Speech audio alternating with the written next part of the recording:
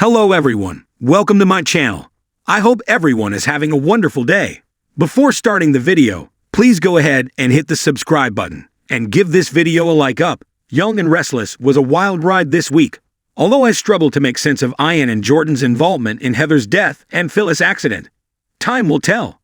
Here's a look at what happened and what's coming up. Jordan and Ian are back and ready to stir up what will surely be some longer-term trouble. Of course, they'll eventually be exposed. After all, Sharon may be headed to either prison or Fairview, and if so, she can't be left sitting in there for too long.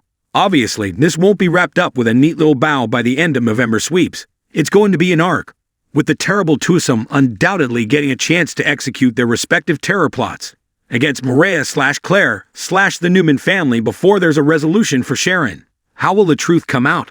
Keep reading for more on that. Side note, many were upset about Daniel having a go at Sharon this week. My 2 cents. His anger is legit. He believes this woman killed his partner, framed him for the murder, and then tried to end his mother as the icing on the cake. Who wouldn't seek a confrontation under these circumstances? That said, it was disturbing that they played the scene with Nick holding him back, as though he might physically attack Sharon, which would never be Oak. Nor would it be in character for Daniel. A choice. So how will Ian and Jordan be exposed? I'd like to think that evidence might unexpectedly clear Sharon. Perhaps Jordan's fingerprints, rather than hers, would be found on the statue that was used to kill Heather. But given Chance's track record thus far, I'm not hopeful. Summer, by the way, was well within her rights to be pissed. He found 2 pieces of evidence and then stopped digging, essentially throwing his hands up. He shouldn't have had a colleague weigh in on the Sharon angle, given that he dated her, or have pressed the DA to consider what Christine had already figured out. Sharon's involvement, if nothing else, was likely to cause enough reasonable doubt to lose them the case in court. Anyway, it's more likely to be Ian and Jordan getting caught at whatever they have planned next that will lead to their exposure in Heather's death and Phyllis' accident. Perhaps Sharon will begin to heal, get back on her proper meds, and her memory will return just in time to provide insight as the cops are investigating Maria's disappearance, or Claire's. Maybe Michael will expose them when he investigates the troubles with Sharon's prescription meds. It's also possible that Ian and Jordan will turn on each other, and that will be their downfall. How do you see it playing out? Let me know in the comments. Talk inevitably turned to Daniel's next love interest on Young and Restless this week, given that Heather is now gone. Lily's clearly no longer an option. Does she even know Heather died? And we're dealing with a medium where characters don't typically remain single for long, even after such a tragic loss. We have a strong hunch as to who it will be, but one viewer immediately called for a twist that would not only make Phyllis stroke out, but probably some of the fan base as well. I'd be down for it, but have doubts that the current writing regime would choose to go in such a controversial direction. Much more likely is Daniel and Spoiler becoming friends and then lovers. Let me know what you think about both possibilities in the comments. Filed in the growing pile of doesn't make a whole lot of sense files is Jack and Diane's plot to save Kyle. I'm actually excited to see how Victor rigged Glissade against them. I am not, however, on the Victor train where Chancellor is concerned. It was too much of a bullying move to be applauded, and I was offended by having to watch Jill throw in the towel. Writing the fight out of her was a downright injustice to such an iconic firecracker of a character. As for Billy, he's turned his attention to sleeping with Sally. They have chemistry, more so than he had with Chelsea. But the writers did Aline dirty in this storyline, and it still irks. Next week we have Chelsea back with Adam and the Newman clan in the new ranch house, which should come as a surprise to absolutely no one. I don't see a spark there. But for those who are enjoying the reunion, cheers, it's Chatham time. The question of whether Sharon will go to jail or to Fairview isn't just a query about her future. It's a reflection of a larger conversation about the complexities of the justice system, mental health, and the stigmas surrounding both. Sharon's story unfolds at the intersection of societal expectations, personal struggle, and the intricate dance between punishment and rehabilitation. Her journey is not just one of navigating legal and medical systems, but also of asking the fundamental question: what does it mean to be held accountable? And what happens when the very system designed to judge you doesn't understand you? Sharon's story begins on a rainy Tuesday evening, when a domestic dispute erupted in the small apartment she shared with her partner, Marco. A combination of escalating tension, alcohol, and Sharon's untreated mental health issues led to a breakdown that culminated in her throwing a glass at Marco. He wasn't seriously injured, but the violence was enough for the police to be called. Sharon was arrested on charges of assault, though her lawyer, in subsequent interviews, claimed the situation was far more complicated than a simple outburst of aggression. Sharon had been living with bipolar disorder for most of her adult life, though she hadn't always been open about it. Despite her diagnosis, she'd struggled to find the right balance of medication and therapy. She had been to several hospitals over the years, but the systems in place seemed to focus more on managing her behavior than understanding the root causes of her emotional instability. She had no prior history of violent behavior, but she did have a history of self-medication and occasional erratic outbursts, none of which had ever led to anything more serious than a few broken relationships and a lot of missed opportunities. On the night of the incident, Sharon wasn't herself. A combination of medication, stress, and lack of sleep had triggered an emotional spiral. By the time the police arrived, she was too far gone into her manic episode to understand the full weight of what she had done. When Marco, in a haze of his own confusion, pressed charges, Sharon found herself thrust into a system that didn't seem to have room for nuance or empathy. This is the crux of the question. When someone like Sharon commits an act of violence, but the violence is deeply entangled with her mental health struggles, should the justice system treat her as a criminal or a patient?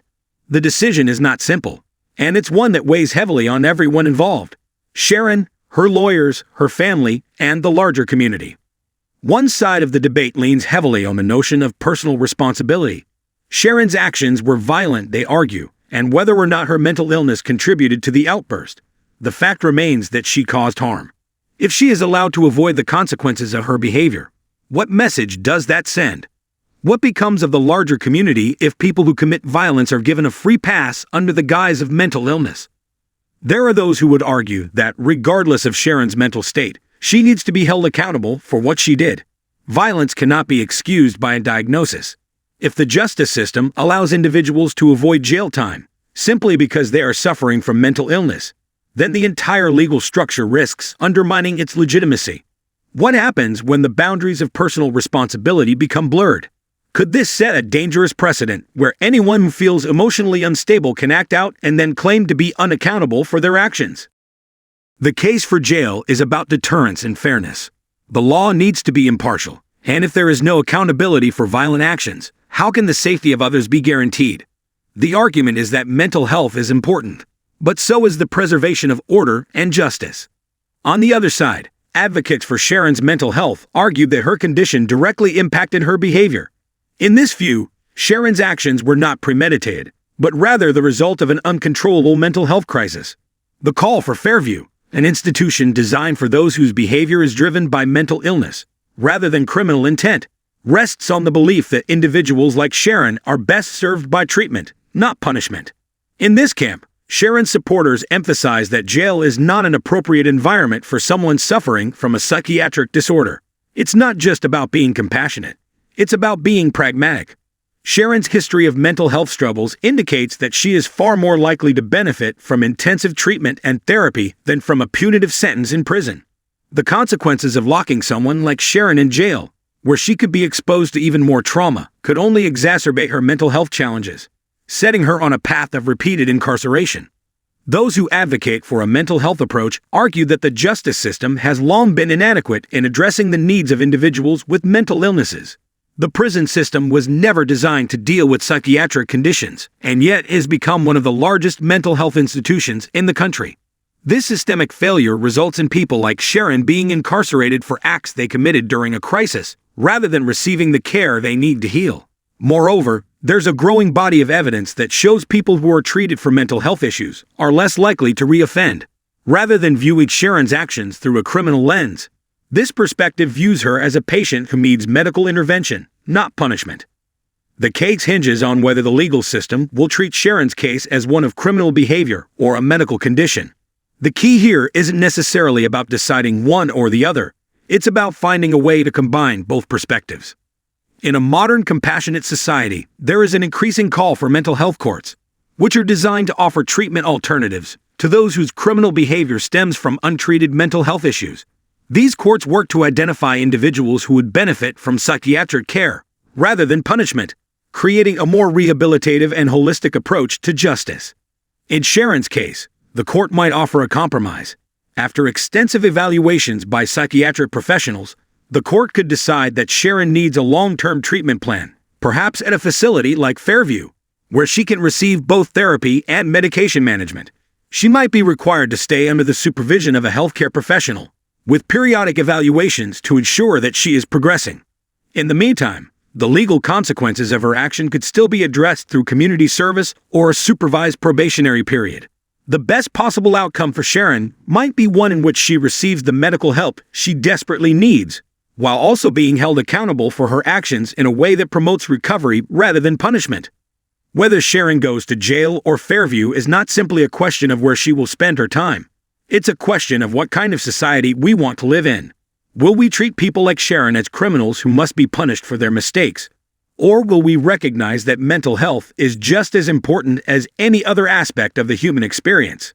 The answer lies not in a dichotomy of jail or treatment, but in understanding that both are necessary and that we must find ways to offer compassion without sacrificing accountability.